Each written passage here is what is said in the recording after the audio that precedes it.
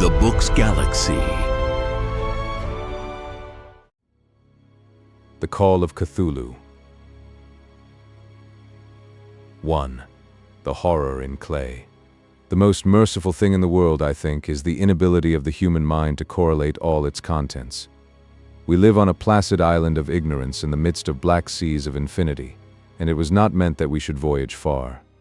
The sciences, each straining in its own direction, have hitherto harmed us little, but someday the piecing together of dissociated knowledge will open up such terrifying vistas of reality and of our frightful position therein, that we shall either go mad from the revelation or flee from the deadly light into the peace and safety of a new dark age. Theosophists have guessed at the awesome grandeur of the cosmic cycle wherein our world and human race form transient incidents. They have hinted at strange survivals in terms which would freeze the blood if not masked by a bland optimism.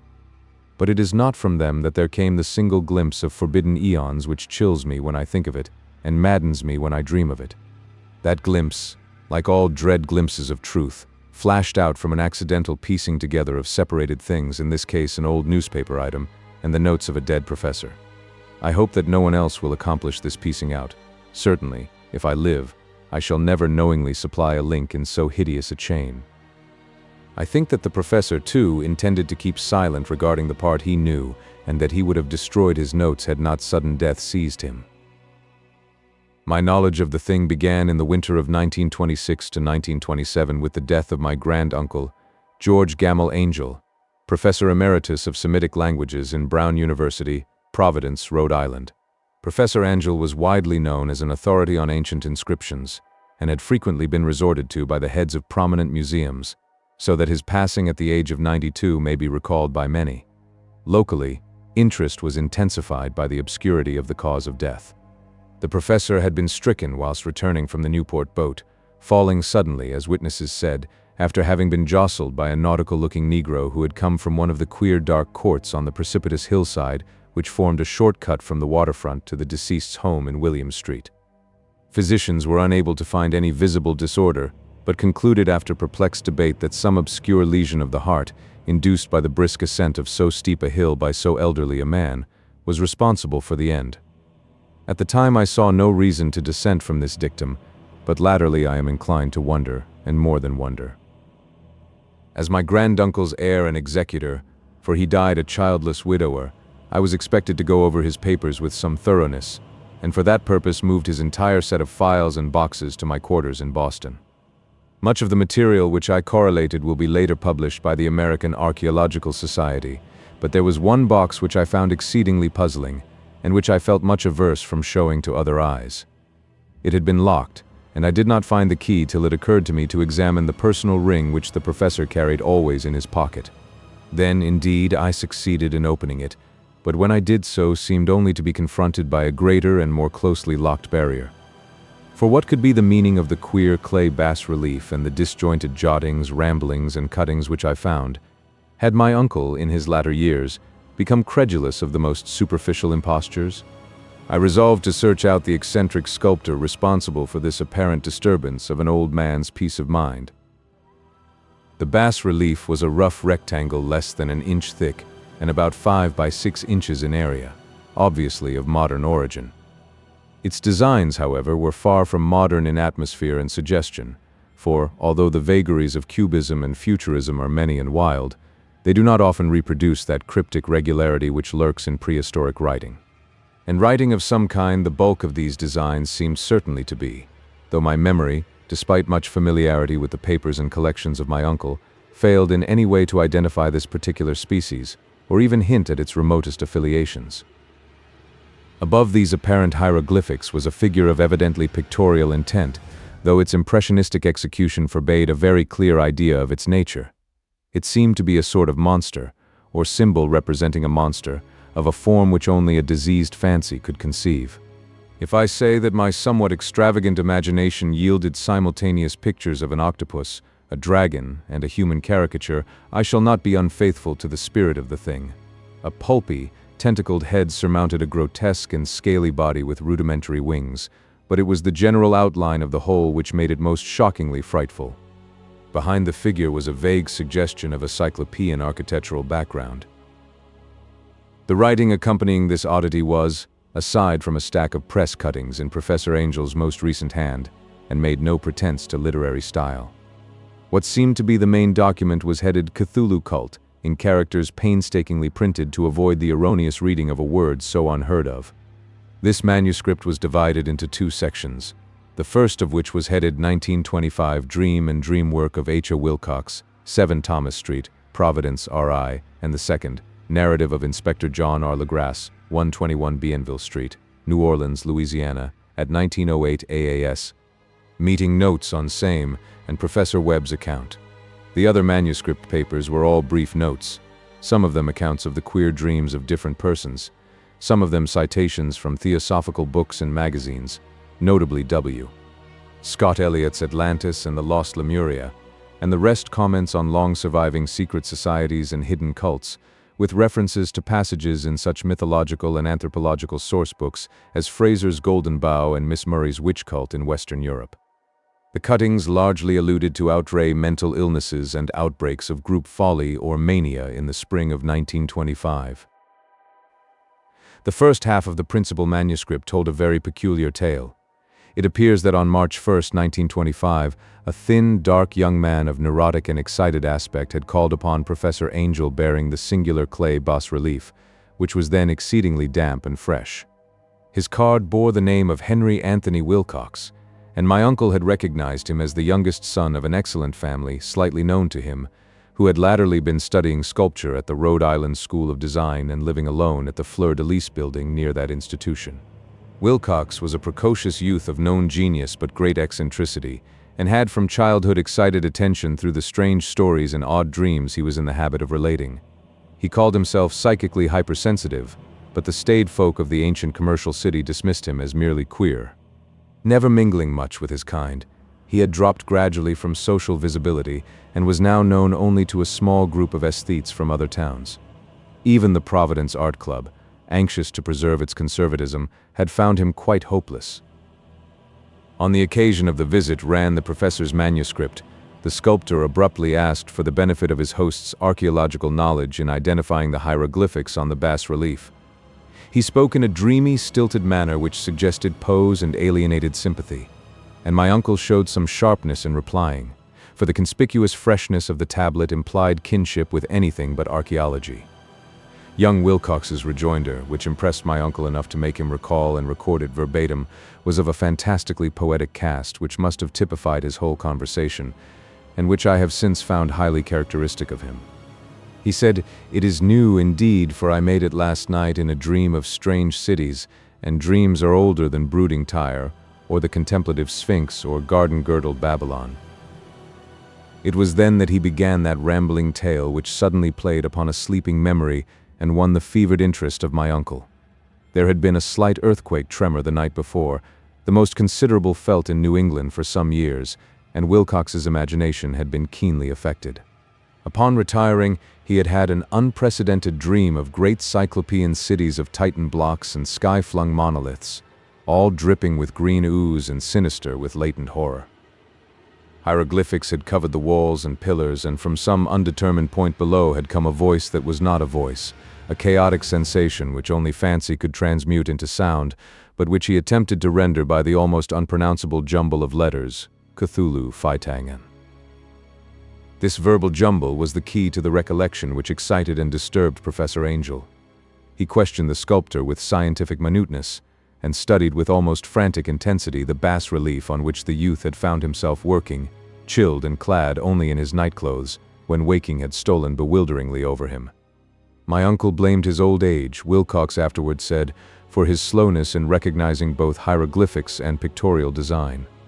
Many of his questions seemed highly out of place to his visitor, especially those which tried to connect the latter with strange cults or societies, and Wilcox could not understand the repeated promises of silence which he was offered in exchange for an admission of membership in some widespread mystical or paganly religious body. When Professor Angel became convinced that the sculptor was indeed ignorant of any cult or system of cryptic lore, he besieged his visitor with demands for future reports of dreams.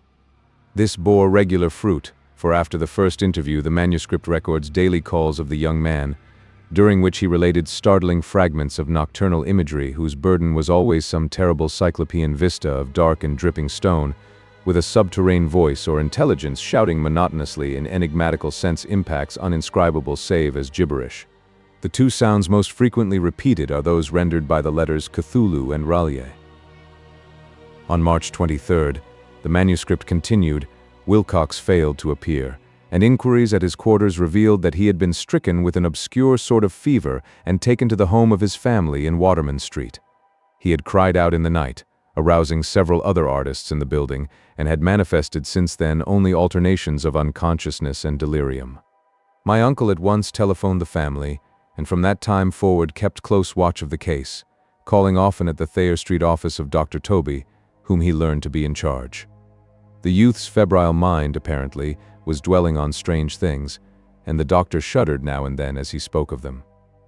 They included not only a repetition of what he had formerly dreamed, but touched wildly on a gigantic thing miles high which walked or lumbered about. He had no time fully described this object, but occasional frantic words, as repeated by Dr. Toby, convinced the professor that it must be identical with the nameless monstrosity he had sought to depict in his dream sculpture. Reference to this object, the doctor added, was invariably a prelude to the young man's subsidence into lethargy. His temperature, oddly enough, was not greatly above normal, but the whole condition was otherwise such as to suggest true fever rather than mental disorder.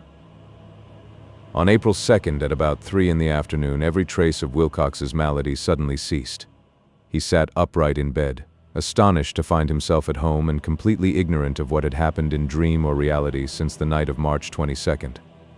Pronounced well by his physician, he returned to his quarters in 3 days, but to Professor Angell he was of no further assistance. All traces of strange dreaming had vanished with his recovery, and my uncle kept no record of his night thoughts after a week of pointless and irrelevant accounts of thoroughly usual visions. Here the first part of the manuscript ended, but references to certain of the scattered notes gave me much material for thought, so much, in fact, that only the ingrained skepticism then forming my philosophy can account for my continued distrust of the artist. The notes in question were those descriptive of the dreams of various persons covering the same period as that in which young Wilcox had had his strange visitations. My uncle, it seems, had quickly instituted a prodigiously far-flung body of inquiries amongst nearly all the friends whom he could question without impertinence, asking for nightly reports of their dreams, and the dates of any notable visions for some time past. The reception of his request seems to have been varied, but he must, at the very least, have received more responses than any ordinary man could have handled without a secretary. This original correspondence was not preserved, but his notes formed a thorough and really significant digest. Average people in society and business, New England's traditional salt of the earth, gave an almost completely negative result, though scattered cases of uneasy but formless nocturnal impressions appear here and there, always between March 23rd and April 2nd, the period of young Wilcox's delirium. Scientific men were little more affected, though 4 cases of vague description suggest fugitive glimpses of strange landscapes, and in one case there is mentioned a dread of something abnormal. It was from the artists and poets that the pertinent answers came, and I know that panic would have broken loose had they been able to compare notes. As it was, lacking their original letters, I half suspected the compiler of having asked leading questions, or of having edited the correspondence in corroboration of what he had latently resolved to see. That is why I continued to feel that Wilcox, somehow cognizant of the old data which my uncle had possessed, had been imposing on the veteran scientist. These responses from aesthetes told a disturbing tale. From February 28th to April 2nd, a large proportion of them had dreamed very bizarre things, the intensity of the dreams being immeasurably the stronger during the period of the sculptor's delirium. Over a fourth of those who reported anything reported scenes and half-sounds not unlike those which Wilcox had described, and some of the dreamers confessed acute fear of the gigantic nameless thing visible toward the last. One case, which the note describes with emphasis, was very sad. The subject, a widely known architect with leanings toward theosophy and occultism, went violently insane on the date of young Wilcox's seizure, and expired several months later after incessant screamings to be saved from some escaped denizen of hell.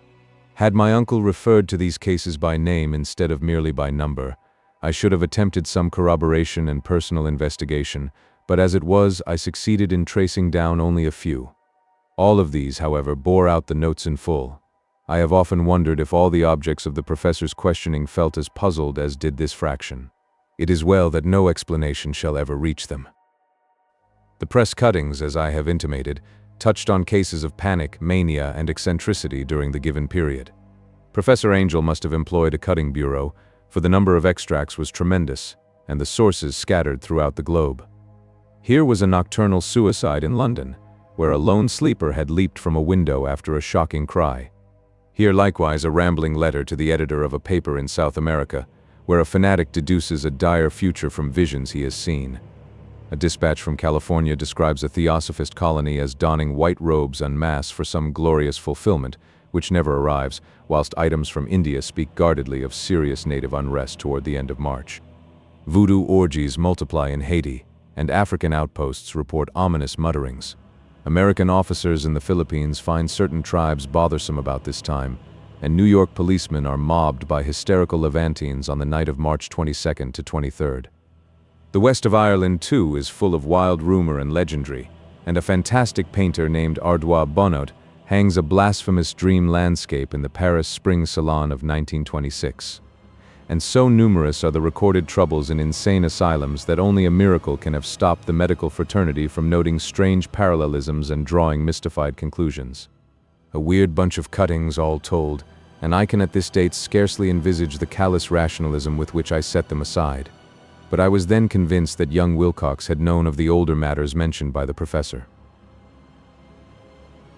2. The Tale of Inspector Legrasse. The older matters which had made the sculptor's dream and bas-relief so significant to my uncle formed the subject of the second half of his long manuscript. Once before it appears, Professor Angel had seen the hellish outlines of the nameless monstrosity, puzzled over the unknown hieroglyphics, and heard the ominous syllables which can be rendered only as Cthulhu, and all this in so stirring and horrible a connection that it is small wonder he pursued young Wilcox with queries and demands for data. This earlier experience had come in 1908, 17 years before, when the American Archaeological Society held its annual meeting in St. Louis. Professor Angel, as befitted one of his authority and attainments, had had a prominent part in all the deliberations, and was one of the first to be approached by the several outsiders who took advantage of the convocation to offer questions for correct answering and problems for expert solution. The chief of these outsiders, and in a short time the focus of interest for the entire meeting, was a commonplace-looking middle-aged man who had traveled all the way from New Orleans for certain special information unobtainable from any local source. His name was John Raymond Legrasse, and he was by profession an inspector of police. With him he bore the subject of his visit, a grotesque, repulsive, and apparently very ancient stone statuette whose origin he was at a loss to determine. It must not be fancied that Inspector Legrasse had the least interest in archaeology. On the contrary, his wish for enlightenment was prompted by purely professional considerations. The statuette, idol, fetish, or whatever it was, had been captured some months before in the wooded swamps south of New Orleans during a raid on a supposed voodoo meeting, and so singular and hideous were the rites connected with it, that the police could not but realize that they had stumbled on a dark cult totally unknown to them, and infinitely more diabolic than even the blackest of the African voodoo circles. Of its origin, apart from the erratic and unbelievable tales extorted from the captured members, absolutely nothing was to be discovered, hence the anxiety of the police for any antiquarian lore which might help them to place the frightful symbol, and through it track down the cult to its fountainhead. Inspector Legrasse was scarcely prepared for the sensation which his offering created. One sight of the thing had been enough to throw the assembled men of science into a state of tense excitement, and they lost no time in crowding around him to gaze at the diminutive figure whose utter strangeness and air of genuinely abysmal antiquity hinted so potently at unopened and archaic vistas. No recognized school of sculpture had animated this terrible object, yet centuries and even thousands of years seemed recorded in its dim and greenish surface of unplaceable stone. The figure, which was finally passed slowly from man to man for close and careful study, was between 7 and 8 inches in height, and of exquisitely artistic workmanship. It represented a monster of vaguely anthropoid outline, but with an octopus-like head whose face was a mass of feelers, a scaly, rubbery-looking body, prodigious claws on hind and 4 feet, and long, narrow wings behind.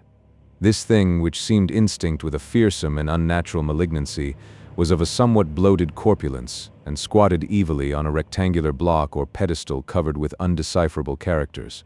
The tips of the wings touched the back edge of the block, the seat occupied the center, whilst the long, curved claws of the doubled-up, crouching hind legs gripped the front edge and extended a quarter of the way down toward the bottom of the pedestal.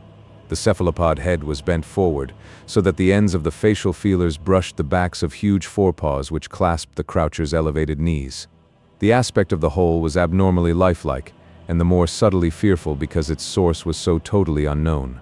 Its vast, awesome, and incalculable age was unmistakable, yet not one link did it show with any known type of art belonging to civilization's youth, or indeed to any other time.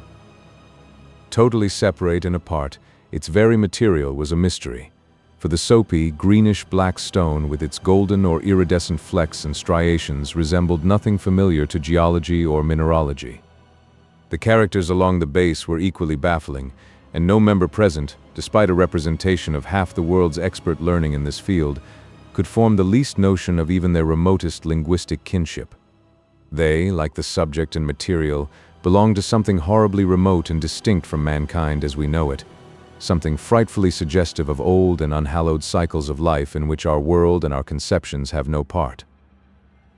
And yet, as the members severally shook their heads and confessed defeat at the inspector's problem, there was one man in that gathering who suspected a touch of bizarre familiarity in the monstrous shape and writing, and who presently told with some diffidence of the odd trifle he knew. This person was the late William Channing Webb, professor of anthropology in Princeton University, and an explorer of no slight note. Professor Webb had been engaged 48 years before in a tour of Greenland and Iceland in search of some runic inscriptions which he failed to unearth, and whilst high up on the West Greenland coast had encountered a singular tribe or cult of degenerate Eskimos whose religion, a curious form of devil worship, chilled him with its deliberate bloodthirstiness and repulsiveness. It was a faith of which other Eskimos knew little, and which they mentioned only with shudders, saying that it had come down from horribly ancient eons before ever the world was made. Besides nameless rites and human sacrifices, there were certain queer hereditary rituals addressed to a supreme elder devil or Tornasuk, and of this Professor Webb had taken a careful phonetic copy from an aged Angekok or wizard priest, expressing the sounds in Roman letters as best he knew how. But just now of prime significance was the fetish which this cult had cherished, and around which they danced when the aurora leaped high over the ice cliffs. It was, the professor stated, a very crude bas-relief of stone, comprising a hideous picture and some cryptic writing. And as far as he could tell, it was a rough parallel in all essential features of the bestial thing now lying before the meeting. These data, received with suspense and astonishment by the assembled members, proved doubly exciting to Inspector Legrasse, and he began at once to ply his informant with questions. Having noted and copied an oral ritual among the swamp cult worshippers his men had arrested, he besought the professor to remember as best he might the syllables taken down amongst the diabolist Eskimos. There then followed an exhaustive comparison of details, and a moment of really awed silence when both detective and scientist agreed on the virtual identity of the phrase common to two hellish rituals so many worlds of distance apart. What, in substance, both the Eskimo wizards and the Louisiana swamp priests had chanted to their kindred idols was something very like this, the word divisions being guessed at from traditional breaks in the phrase as chanted aloud. Pringlui magluanaf Cthulhu ale weganagul ftagan. Legrasse had 1 point in advance of Professor Webb, for several among his mongrel prisoners had repeated to him what older celebrants had told them the words meant. This text, as given, ran something like this. In his house at Ralye dead Cthulhu waits dreaming. And now, in response to a general urgent demand, Inspector Legrasse related as fully as possible his experience with the swamp worshippers, telling a story to which I could see my uncle attached profound significance. It savored of the wildest dreams of mythmaker and theosophist, and disclosed an astonishing degree of cosmic imagination among such half-castes and pariahs as might be least expected to possess it. On November 1st, 1907, there had come to New Orleans police a frantic summons from the swamp and lagoon country to the south. The squatters there, mostly primitive but good-natured descendants of Lafitte's men, were in the grip of stark terror from an unknown thing which had stolen upon them in the night. It was voodoo, apparently, but voodoo of a more terrible sort than they had ever known, and some of their women and children had disappeared since the malevolent tom-tom had begun its incessant beating far within the black haunted woods where no dweller ventured. There were insane shouts and harrowing screams, soul-chilling chants and dancing devil flames, and, the frightened messenger added, the people could stand it no more. So a body of 20 police, filling 2 carriages and an automobile, had set out in the late afternoon with the shivering squatter as a guide. At the end of the passable road they alighted, and for miles splashed on in silence through the terrible cypress woods where day never came. Ugly roots and malignant hanging nooses of Spanish moss beset them, and now and then a pile of dank stones or fragments of a rotting wall intensified by its hint of morbid habitation, a depression which every malformed tree and every fungus islet combined to create. At length the squatter settlement, a miserable huddle of huts, hove in sight, and hysterical dwellers ran out to cluster around the group of bobbing lanterns. The muffled beat of tom-toms was now faintly audible far, far ahead, and a curdling shriek came at infrequent intervals when the wind shifted. A reddish glare, too, seemed to filter through the pale undergrowth beyond endless avenues of forest night. Reluctant even to be left alone again, each one of the cowed squatters refused point-blank to advance another inch toward the scene of unholy worship. So Inspector Legrasse and his 19 colleagues plunged on unguided into black arcades of horror that none of them had ever trod before. The region now entered by the police was one of traditionally evil repute, substantially unknown and untraversed by white men. There were legends of a hidden lake unglimpsed by mortal sight, in which dwelt a huge, formless white polypus thing with luminous eyes, and squatters whispered that bat-winged devils flew up out of caverns in inner earth to worship it at midnight. They said it had been there before D'Iberville, before La Salle, before the Indians, and before even the wholesome beasts and birds of the woods. It was nightmare itself, and to see it was to die. But it made men dream, and so they knew enough to keep away. The present voodoo orgy was, indeed, on the merest fringe of this abhorred area, but that location was bad enough. Hence, perhaps, the very place of the worship had terrified the squatters more than the shocking sounds and incidents. Only poetry or madness could do justice to the noises heard by Legrasse's men as they plowed on through the black morass toward the red glare and the muffled tom-toms. There are vocal qualities peculiar to men, and vocal qualities peculiar to beasts, and it is terrible to hear the one when the source should yield the other. Animal fury and orgiastic license here whipped themselves to demoniac heights by howls and squawking ecstasies that tore and reverberated through those nighted woods like pestilential tempests from the gulfs of hell. Now and then the less organized ululations would cease, and from what seemed a well-drilled chorus of hoarse voices would rise in sing-song chant that hideous phrase or ritual. Flinglui emglu naf, Cthulhu ele waganagul ftagan. Then the men, having reached a spot where the trees were thinner, came suddenly in sight of the spectacle itself. 4 of them reeled, 1 fainted, and 2 were shaken into a frantic cry which the mad cacophony of the orgy fortunately deadened. Legrasse dashed swamp water on the face of the fainting man, and all stood trembling and nearly hypnotized with horror. In a natural glade of the swamp stood a grassy island of perhaps an acre's extent, clear of trees and tolerably dry. On this now leaped and twisted a more indescribable horde of human abnormality than any but a Sime or an Angarola could paint. Void of clothing, this hybrid spawn were braying, bellowing, and writhing about a monstrous ring-shaped bonfire, in the center of which, revealed by occasional rifts in the curtain of flame, stood a great granite monolith some 8 feet in height, on top of which, incongruous in its diminutiveness, rested the noxious carven statuette. From a wide circle of 10 scaffolds set up at regular intervals with the flame-girt monolith as a center hung, head downward, the oddly marred bodies of the helpless squatters who had disappeared. It was inside this circle that the ring of worshippers jumped and roared, the general direction of the mass motion being from left to right in endless bacchanali between the ring of bodies and the ring of fire. It may have been only imagination, and it may have been only echoes which induced one of the men, an excitable Spaniard, to fancy he heard antiphonal responses to the ritual from some far and unillumined spot deeper within the wood of ancient legendry and horror. This man, Joseph D. Galvez, I later met and questioned, and he proved distractingly imaginative. He indeed went so far as to hint of the faint beating of great wings, and of a glimpse of shining eyes and a mountainous white bulk beyond the remotest trees, But I suppose he had been hearing too much native superstition. Actually, the horrified pause of the men was of comparatively brief duration. Duty came first, and although there must have been nearly 100 mongrel celebrants in the throng, the police relied on their firearms and plunged determinedly into the nauseous rout. For 5 minutes, the resultant din and chaos were beyond description. Wild blows were struck, shots were fired, and escapes were made, but in the end Legrasse was able to count some 47 sullen prisoners, whom he forced to dress in haste and fall into line between 2 rows of policemen. 5 of the worshippers lay dead, and 2 severely wounded ones were carried away on improvised stretchers by their fellow prisoners. The image on the monolith, of course, was carefully removed and carried back by Legrasse. Examined at headquarters after a trip of intense strain and weariness, the prisoners all proved to be men of a very low, mixed-blooded, and mentally aberrant type. Most were seamen, and a sprinkling of Negroes and mulattoes, largely West Indians or Brava Portuguese from the Cape Verde Islands, gave a coloring of voodooism to the heterogeneous cult. But before many questions were asked, it became manifest that something far deeper and older than Negro fetishism was involved.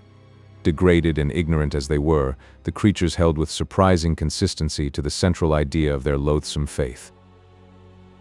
They worshipped, so they said, the great old ones who lived ages before there were any men, and who came to the young world out of the sky. Those old ones were gone now, inside the earth and under the sea, but their dead bodies had told their secrets in dreams to the first man, who formed a cult which had never died.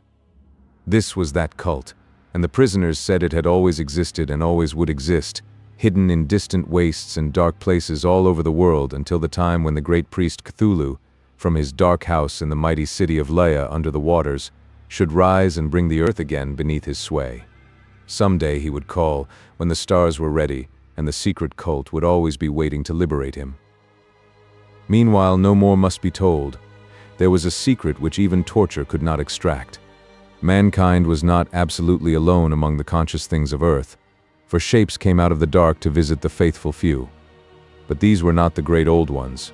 No man had ever seen the old ones. The carven idol was great Cthulhu, but none might say whether or not the others were precisely like him. No one could read the old writing now, but things were told by word of mouth. The chanted ritual was not the secret that was never spoken aloud, only whispered. The chant meant only this: in his house at Relia dead Cthulhu waits dreaming. Only 2 of the prisoners were found sane enough to be hanged, and the rest were committed to various institutions. All denied a part in the ritual murders, and averred that the killing had been done by black-winged ones which had come to them from their immemorial meeting place in the haunted wood. But of those mysterious allies no coherent account could ever be gained. What the police did extract came mainly from an immensely aged mestizo named Castro, who claimed to have sailed to strange ports and talked with undying leaders of the cult in the mountains of China. Old Castro remembered bits of hideous legend that paled the speculations of theosophists and made man and the world seem recent and transient indeed. There had been eons when other things ruled on the earth, and they had had great cities. Remains of them, he said the deathless Chinaman had told him, were still to be found as cyclopean stones on islands in the Pacific. They all died vast epochs of time before man came, but there were arts which could revive them when the stars had come round again to the right positions in the cycle of eternity.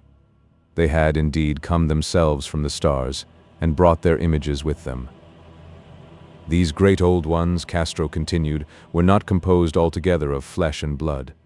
They had shape, for did not this star-fashioned image prove it? But that shape was not made of matter. When the stars were right, they could plunge from world to world through the sky, but when the stars were wrong, they could not live. But although they no longer lived, they would never really die. They all lay in stone houses in their great city of Leia, preserved by the spells of mighty Cthulhu for a glorious resurrection when the stars and the earth might once more be ready for them. But at that time, some force from outside must serve to liberate their bodies. The spells that preserved them intact likewise prevented them from making an initial move, and they could only lie awake in the dark and think whilst uncounted millions of years rolled by. They knew all that was occurring in the universe, for their mode of speech was transmitted thought. Even now they talked in their tombs. When, after infinities of chaos, the first men came, the great old ones spoke to the sensitive among them by molding their dreams, for only thus could their language reach the fleshly minds of mammals. Then, whispered Castro, those first men formed the cult around small idols which the great ones showed them, idols brought in dim eras from dark stars. That cult would never die till the stars came right again, and the secret priests would take great Cthulhu from his tomb to revive his subjects and resume his rule of Earth. The time would be easy to know, for then mankind would have become as the great old ones, free and wild and beyond good and evil, with laws and morals thrown aside and all men shouting and killing and reveling in joy. Then the liberated old ones would teach them new ways to shout and kill and revel and enjoy themselves, and all the earth would flame with a holocaust of ecstasy and freedom. Meanwhile, the cult, by appropriate rites, must keep alive the memory of those ancient ways and shadow forth the prophecy of their return. In the elder time, chosen men had talked with the entombed old ones in dreams, but then something had happened. The great stone city of Laya, with its monoliths and sepulchres, had sunk beneath the waves, and the deep waters, full of the one primal mystery through which not even thought can pass, had cut off the spectral intercourse. But memory never died, and high priests said that the city would rise again when the stars were right. Then came out of the earth the black spirits of earth, moldy and shadowy, and full of dim rumors picked up in caverns beneath forgotten sea bottoms. But of them old Castro dared not speak much. He cut himself off hurriedly, and no amount of persuasion or subtlety could elicit more in this direction. The size of the old ones, too, he curiously declined to mention. Of the cult, he said that he thought the center lay amid the pathless deserts of Arabia, where Iram, the city of pillars, dreams hidden and untouched. It was not allied to the European witch cult, and was virtually unknown beyond its members. No book had ever really hinted of it, though the deathless Chinaman said that there were double meanings in the Necronomicon of the mad Arab Abdul al-Hazred, which the initiated might read as they chose, especially the much-discussed couplet. That is not dead which can eternal lie, and with strange eons even death may die. Legrasse, deeply impressed and not a little bewildered, had inquired in vain concerning the historic affiliations of the cult. Castro, apparently, had told the truth when he said that it was wholly secret. The authorities at Tulane University could shed no light upon either cult or image, and now the detective had come to the highest authorities in the country and met with no more than the Greenland tale of Professor Webb. The feverish interest aroused at the meeting by Legrasse's tale, corroborated as it was by the statuette, is echoed in the subsequent correspondence of those who attended, although scant mention occurs in the formal publication of the society. Caution is the first care of those accustomed to face occasional charlatanry and imposture. Legrasse for some time lent the image to Professor Webb, but at the latter's death it was returned to him and remains in his possession, where I viewed it not long ago. It is truly a terrible thing, and unmistakably akin to the dream sculpture of young Wilcox. That my uncle was excited by the tale of the sculptor I did not wonder, for what thoughts must arise upon hearing, after a knowledge of what Legrasse had learned of the cult, of a sensitive young man, who had dreamed not only the figure and exact hieroglyphics of the swamp-found image in the Greenland Devil tablet, but had come in his dreams upon at least 3 of the precise words of the formula uttered alike by Eskimo diabolists and mongrel Louisianans. Professor Angel's instant start on an investigation of the utmost thoroughness was eminently natural, though privately I suspected young Wilcox of having heard of the cult in some indirect way, and of having invented a series of dreams to heighten and continue the mystery at my uncle's expense. The dream narratives and cuttings collected by the professor were, of course, strong corroboration, but the rationalism of my mind and the extravagance of the whole subject led me to adopt what I thought the most sensible conclusions.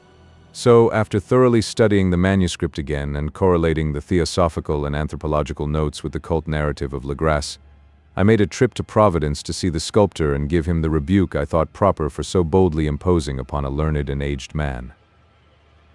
Wilcox still lived alone in the Fleur-de-Lis building in Thomas Street, a hideous Victorian imitation of 17th-century Breton architecture which flaunts its stuccoed front amidst the lovely colonial houses on the ancient hill, and under the very shadow of the finest Georgian steeple in America. I found him at work in his rooms and at once conceded from the specimens scattered about that his genius is indeed profound and authentic. He will, I believe, be heard from sometime as one of the great decadents, for he has crystallized in clay and will one day mirror in marble those nightmares and fantasies which Arthur Machen evokes in prose and Clark Ashton Smith makes visible in verse and in painting. Dark, frail, and somewhat unkempt in aspect, he turned languidly at my knock and asked me my business without rising. When I told him who I was, he displayed some interest, for my uncle had excited his curiosity in probing his strange dreams, yet had never explained the reason for the study. I did not enlarge his knowledge in this regard, but sought with some subtlety to draw him out. In a short time I became convinced of his absolute sincerity, for he spoke of the dreams in a manner none could mistake. They and their subconscious residuum had influenced his art profoundly, and he showed me a morbid statue whose contours almost made me shake with the potency of its black suggestion. He could not recall having seen the original of this thing except in his own dream bas-relief, but the outlines had formed themselves insensibly under his hands. It was, no doubt, the giant shape he had raved of in delirium. That he really knew nothing of the hidden cult, save from what my uncle's relentless catechism had let fall, he soon made clear, and again I strove to think of some way in which he could possibly have received the weird impressions. He talked of his dreams in a strangely poetic fashion, making me see with terrible vividness the damp cyclopean city of slimy green stone, whose geometry, he oddly said, was all wrong, and hear with frightened expectancy the ceaseless, half-mental calling from underground, "Cthulhu Phaitang, Cthulhu Phaitang." These words had formed part of that dread ritual which told of dead Cthulhu's dream vigil in his stone vault at Arlea, and I felt deeply moved despite my rational beliefs. Wilcox, I was sure, had heard of the cult in some casual way, and had soon forgotten it amidst the mass of his equally weird reading and imagining.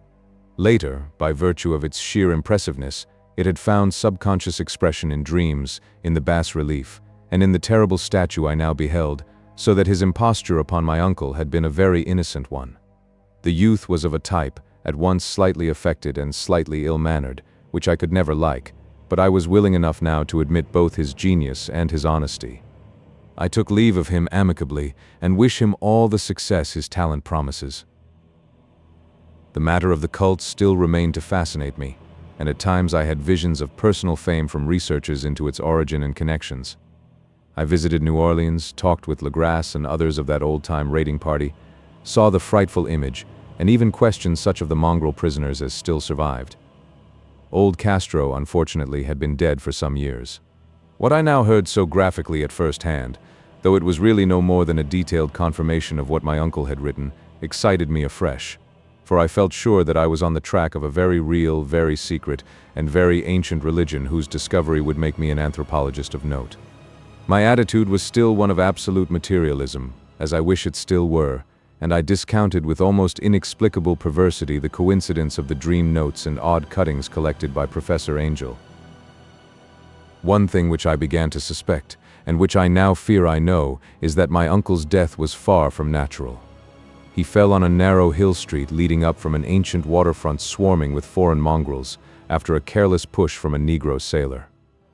I did not forget the mixed blood and marine pursuits of the cult members in Louisiana, and would not be surprised to learn of secret methods and poison needles as ruthless and as anciently known as the cryptic rites and beliefs. Legrasse and his men, it is true, have been let alone, but in Norway a certain seaman who saw things is dead. Might not the deeper inquiries of my uncle after encountering the sculptor's data have come to sinister ears? I think Professor Angel died because he knew too much, or because he was likely to learn too much. Whether I shall go as he did remains to be seen, for I have learned much now. 3. The Madness from the Sea. If heaven ever wishes to grant me a boon, it will be a total effacing of the results of a mere chance which fixed my eye on a certain stray piece of shelf paper. It was nothing on which I would naturally have stumbled in the course of my daily round, for it was an old number of an Australian journal, Sydney Bulletin for April 18, 1925. It had escaped even the cutting bureau, which had at the time of its issuance been avidly collecting material for my uncle's research. I had largely given over my inquiries into what Professor Angel called the Cthulhu cult, and was visiting a learned friend of Paterson, New Jersey, the curator of a local museum and a mineralogist of note. Examining one day the reserve specimens roughly set on the storage shelves in a rear room of the museum, my eye was caught by an odd picture in one of the old papers spread beneath the stones. It was the Sydney Bulletin I have mentioned, for my friend has wide affiliations in all conceivable foreign parts, and the picture was a half-tone cut of a hideous stone image almost identical with that which Legrasse had found in the swamp. Eagerly clearing the sheet of its precious contents, I scanned the item in detail, and was disappointed to find it of only moderate length. What it suggested, however, was of portentous significance to my flagging quest, and I carefully tore it out for immediate action. It read as follows: Mystery derelict found at sea. Vigilant arrives with helpless armed New Zealand yacht in tow. One survivor and dead man found aboard. Tale of desperate battle and deaths at sea. Rescued seaman refuses particulars of strange experience. Odd idol found in his possession. Inquiry to follow. The Morrison Company's freighter Vigilant, bound from Valparaiso, arrived this morning at its wharf in Darling Harbor, having in tow the battled and disabled but heavily armed steam yacht Alert of Dunedin, New Zealand, which was sighted April 12th in south latitude 34°21, west longitude 152°17, with one living and one dead man aboard.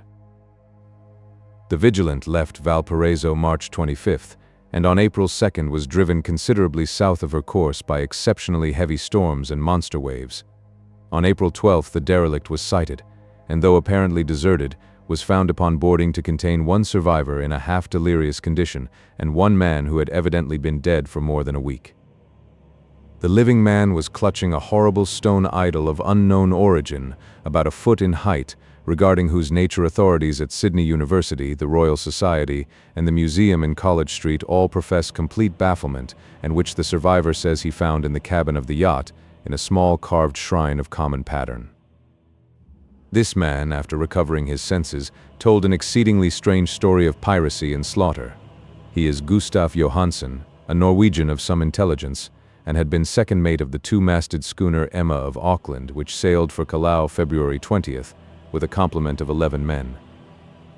The Emma, he says, was delayed and thrown widely south of her course by the great storm of March 1st, and on March 22nd, in south latitude 49°51', west longitude 128°34', encountered the Alert, manned by a queer and evil-looking crew of Kanakas and half-castes. Being ordered peremptorily to turn back, Captain Collins refused, whereupon the strange crew began to fire savagely and without warning upon the schooner with a peculiarly heavy battery of brass cannon forming part of the yacht's equipment. The Emma's men showed fight, says the survivor, and though the schooner began to sink from shots beneath the waterline, they managed to heave alongside their enemy and board her, grappling with the savage crew on the yacht's deck, and being forced to kill them all, the number being slightly superior, because of their particularly abhorrent and desperate though rather clumsy mode of fighting. 3 of the Emma's men, including Captain Collins and First Mate Green, were killed, and the remaining 8 under Second Mate Johansson proceeded to navigate the captured yacht, going ahead in their original direction to see if any reason for their ordering back had existed. The next day, it appears, they raised and landed on a small island, although none is known to exist in that part of the ocean, and 6 of the men somehow died ashore, though Johansson is queerly reticent about this part of his story, and speaks only of their falling into a rock chasm.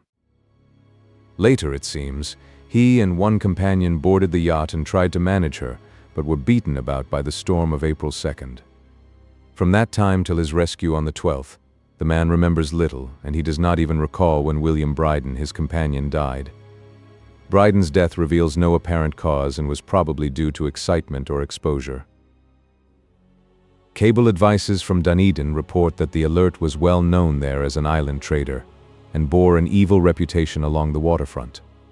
It was owned by a curious group of half-castes whose frequent meetings and night trips to the woods attracted no little curiosity, and it had set sail in great haste just after the storm and earth tremors of March 1st. Our Auckland correspondent gives the Emma and her crew an excellent reputation, and Johansson is described as a sober and worthy man. The Admiralty will institute an inquiry on the whole matter beginning tomorrow, at which every effort will be made to induce Johansson to speak more freely than he has done hitherto. This was all, together with the picture of the hellish image, but what a train of ideas it started in my mind. Here were new treasuries of data on the Cthulhu cult, and evidence that it had strange interests at sea as well as on land. What motive prompted the hybrid crew to order back the Emma as they sailed about with their hideous idol? What was the unknown island on which 6 of the Emma's crew had died, and about which the mate Johansson was so secretive. What had the Vice Admiralty's investigation brought out, and what was known of the noxious cult in Dunedin? And most marvelous of all, what deep and more than natural linkage of dates was this which gave a malign and now undeniable significance to the various turns of events so carefully noted by my uncle? March 1st or February 28th, according to the international date line, the earthquake and storm had come. From Dunedin the Alert and her noisome crew had darted eagerly forth as if imperiously summoned, and on the other side of the earth poets and artists had begun to dream of a strange, dank, cyclopean city, whilst a young sculptor had molded in his sleep the form of the dreaded Cthulhu. March 23rd, the crew of the Emma landed on an unknown island and left 6 men dead, and on that date the dreams of sensitive men assumed a heightened vividness and darkened with dread of a giant monster's malign pursuit, whilst an architect had gone mad and a sculptor had lapsed suddenly into delirium. And what of this storm of April 2nd, the date on which all dreams of the dank city ceased, and Wilcox emerged unharmed from the bondage of strange fever? What of all this, and of those hints of old Castro about the sunken star-born old ones and their coming reign, their faithful cult and their mastery of dreams? Was I tottering on the brink of cosmic horrors beyond man's power to bear? If so, they must be horrors of the mind alone, for in some way the 2nd of April had put a stop to whatever monstrous menace had begun its siege of mankind's soul. That evening, after a day of hurried cabling and arranging, I bade my host adieu and took a train for San Francisco. In less than a month I was in Dunedin, where, however, I found that little was known of the strange cult members who had lingered in the old sea taverns. Waterfront scum was far too common for special mention, though there was vague talk about one inland trip these mongrels had made, during which faint drumming and red flame were noted on the distant hills. In Auckland I learned that Johansson had returned with yellow hair turned white after a perfunctory and inconclusive questioning at Sydney, and had thereafter sold his cottage in West Street and sailed with his wife to his old home in Oslo. Of his stirring experience he would tell his friends no more than he had told the Admiralty officials, and all they could do was to give me his Oslo address. After that I went to Sydney and talked profitlessly with seamen and members of the Vice Admiralty Court. I saw the Alert, now sold and in commercial use, at Circular Quay in Sydney Cove, but gained nothing from its non-committal bulk. The crouching image with its cuttlefish head, dragon body, scaly wings, and hieroglyphed pedestal was preserved in the museum at Hyde Park, and I studied it long and well, finding it a thing of balefully exquisite workmanship, and with the same utter mystery, terrible antiquity, and unearthly strangeness of material which I had noted in Legrasse's smaller specimen. Geologists, the curator told me, had found it a monstrous puzzle, for they vowed that the world held no rock like it. Then I thought with a shudder of what old Castro had told Legrasse about the primal great ones. They had come from the stars, and had brought their images with them. Shaken with such a mental revolution as I had never before known, I now resolved to visit mate Johansson in Oslo. Sailing for London, I re-embarked at once for the Norwegian capital, and one autumn day landed at the trim wharves in the shadow of the Egeberg. Johansson's address, I discovered, lay in the old town of King Harald Hardrada, which kept alive the name of Oslo during all the centuries that the greater city masqueraded as Christiania. I made the brief trip by taxicab, and knocked with palpitant heart at the door of a neat and ancient building with plastered front.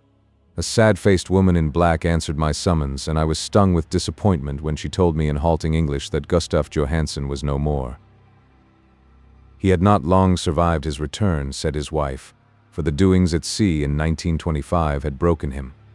He had told her no more than he had told the public, but had left a long manuscript of technical matters, as he said, written in English, evidently in order to safeguard her from the peril of casual perusal. During a walk through a narrow lane near the Gothenburg dock, a bundle of papers falling from an attic window had knocked him down. 2 Lascar sailors at once helped him to his feet, but before the ambulance could reach him, he was dead.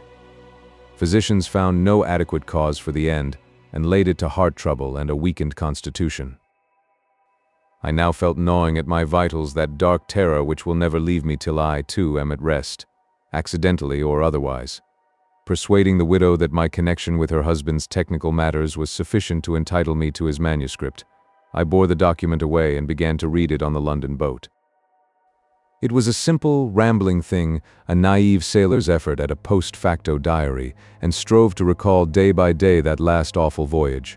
I cannot attempt to transcribe it verbatim in all its cloudiness and redundance, but I will tell its gist enough to show why the sound of the water against the vessel's sides became so unendurable to me that I stopped my ears with cotton.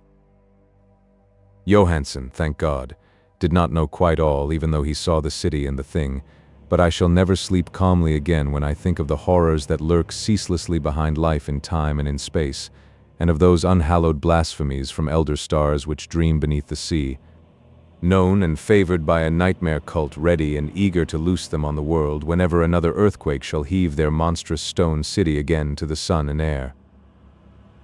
Johansen's voyage had begun just as he told it to the Vice-Admiralty. The Emma, in ballast, had cleared Auckland on February 20th, and had felt the full force of that earthquake-born tempest which must have heaved up from the sea bottom the horrors that filled men's dreams. Once more under control, the ship was making good progress when held up by the Alert on March 22nd, and I could feel the mate's regret as he wrote of her bombardment and sinking. Of the swarthy cult fens on the Alert he speaks with significant horror. There was some peculiarly abominable quality about them which made their destruction seem almost a duty, and Johansen shows ingenuous wonder at the charge of ruthlessness brought against his party during the proceedings of the Court of Inquiry. Then, driven ahead by curiosity in their captured yacht under Johansen's command, the men sight a great stone pillar sticking out of the sea, and in south latitude 47 degrees 9 minutes, west longitude 126 degrees 43 minutes come upon a coastline of mingled mud, ooze, and weedy cyclopean masonry which can be nothing less than the tangible substance of Earth's supreme terror, the nightmare corpse city of Arlea, that was built in measureless eons behind history by the vast, loathsome shapes that seeped down from the dark stars. There lay great Cthulhu and his hordes, hidden in green slimy vaults and sending out at last, after cycles incalculable, the thoughts that spread fear to the dreams of the sensitive and called imperiously to the faithful to come on a pilgrimage of liberation and restoration. All this Johansen did not suspect, but God knows he soon saw enough. I suppose that only a single mountain top, the hideous monolith-crowned citadel whereon great Cthulhu was buried, actually emerged from the waters. When I think of the extent of all that may be brooding down there, I almost wish to kill myself forthwith. Johansen and his men were awed by the cosmic majesty of this dripping Babylon of elder demons, and must have guessed without guidance that it was nothing of this or of any sane planet. Awe at the unbelievable size of the greenish stone blocks, at the dizzying height of the great carven monolith, and at the stupefying identity of the colossal statues and bas-reliefs with the queer image found in the shrine on the Alert, is poignantly visible in every line of the mate's frightened description. Without knowing what futurism is like, Johansen achieved something very close to it when he spoke of the city. For instead of describing any definite structure or building, he dwells only on the broad impressions of vast angles and stone surfaces, surfaces too great to belong to anything right or proper for this earth, and impious with horrible images and hieroglyphs. I mention his talk about angles because it suggests something Wilcox had told me of his awful dreams. He had said that the geometry of the dream place he saw was abnormal, non-Euclidean, and loathsomely redolent of spheres and dimensions apart from ours. Now an unlettered seaman felt the same thing whilst gazing at the terrible reality. Johansen and his men landed at a sloping mud bank on this monstrous acropolis, and clambered slipperily up over Titan oozy blocks which could have been no mortal staircase. The very sun of heaven seemed distorted when viewed through the polarizing miasma welling out from this sea-soaked perversion, and twisted menace and suspense lurked leeringly in those crazily elusive angles of carven rock, where a second glance showed concavity after the first showed convexity. Something very like fright had come over all the explorers before anything more definite than rock and ooze and weed was seen. Each would have fled had he not feared the scorn of the others, and it was only half-heartedly that they searched, vainly, as it proved, for some portable souvenir to bear away. It was Rodriguez the Portuguese who climbed up the foot of the monolith and shouted of what he had found. The rest followed him and looked curiously at the immense carved door with the now familiar squid dragon bas-relief. It was, Johansen said, like a great barn door, and they all felt that it was a door because of the ornate lintel, threshold, and jambs around it, though they could not decide whether it lay flat like a trapdoor or slantwise like an outside cellar door. As Wilcox would have said, the geometry of the place was all wrong. One could not be sure that the sea and the ground were horizontal, Hence the relative position of everything else seemed phantasmally variable. Bryden pushed at the stone in several places without result. Then Donovan felt over it delicately around the edge, pressing each point separately as he went. He climbed interminably along the grotesque stone molding, that is, one would call it climbing if the thing was not after all horizontal, and the men wondered how any door in the universe could be so vast. Then, very softly and slowly, the acre-great panel began to give inward at the top, and they saw that it was balanced. Donovan slid or somehow propelled himself down or along the jamb and rejoined his fellows, and everyone watched the queer recession of the monstrously carven portal. In this fantasy of prismatic distortion, it moved anomalously in a diagonal way, so that all the rules of matter and perspective seemed upset. The aperture was black with a darkness almost material. That tenebrousness was indeed a positive quality, for it obscured such parts of the inner walls as ought to have been revealed, and actually burst forth like smoke from its eon-long imprisonment, visibly darkening the sun as it slunk away into the shrunken and gibbous sky on flapping membranous wings. The odor arising from the newly opened depths was intolerable, and at length the quick-eared Hawkins thought he heard a nasty, slopping sound down there. Everyone listened, and everyone was listening still when it lumbered slobberingly into sight and gropingly squeezed its gelatinous green immensity through the black doorway into the tainted outside air of that poison city of madness. Poor Johansson's handwriting almost gave out when he wrote of this. Of the 6 men who never reached the ship, he thinks 2 perished of pure fright in that accursed instant. The thing cannot be described. There is no language for such abysms of shrieking and immemorial lunacy, such eldritch contradictions of all matter, force, and cosmic order. A mountain walked or stumbled. God. What wonder that across the earth a great architect went mad, and poor Wilcox raved with fever in that telepathic instant.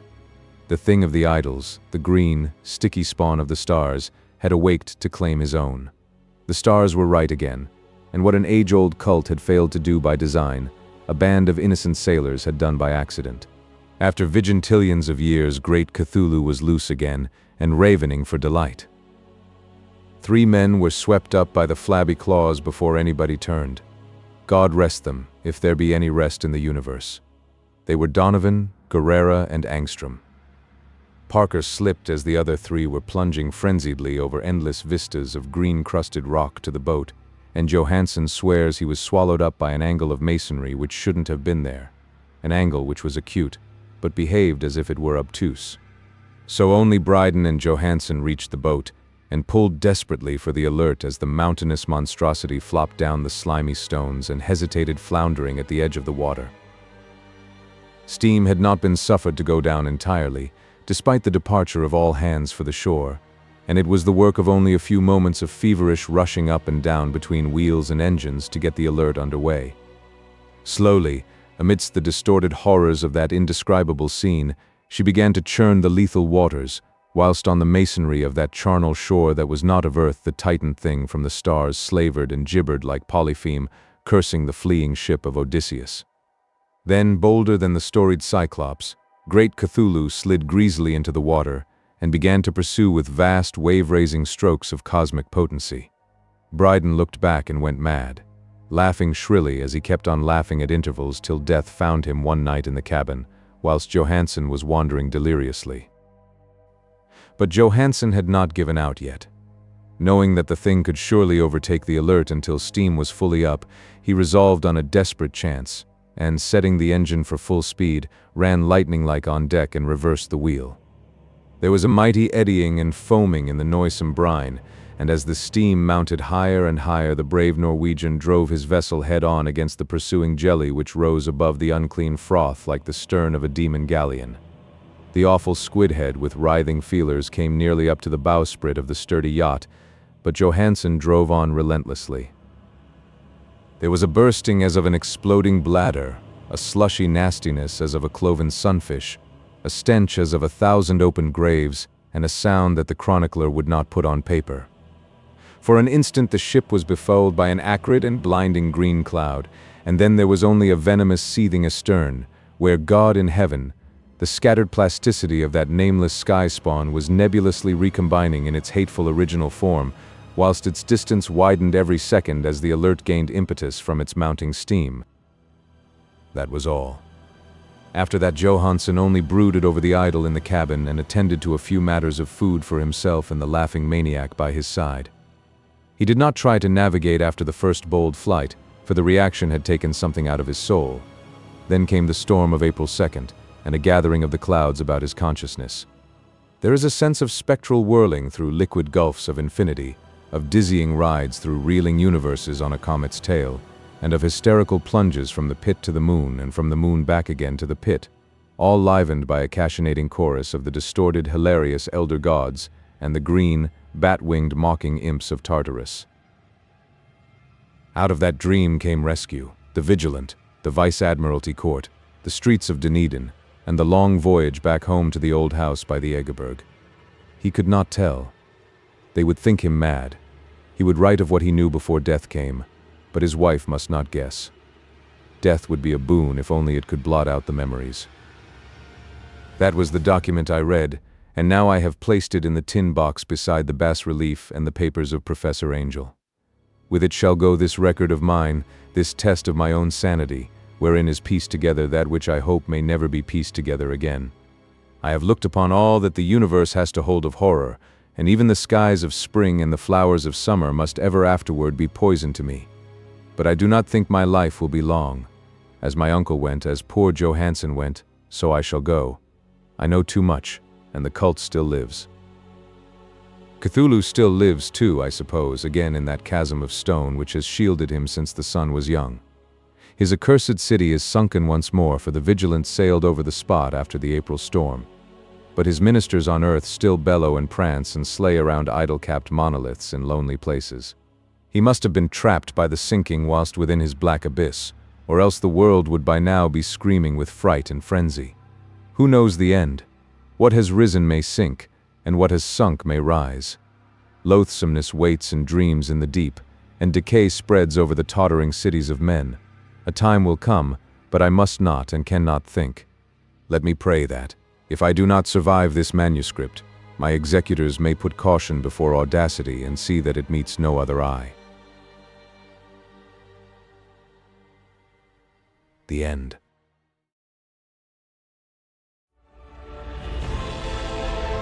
A whole galaxy to go.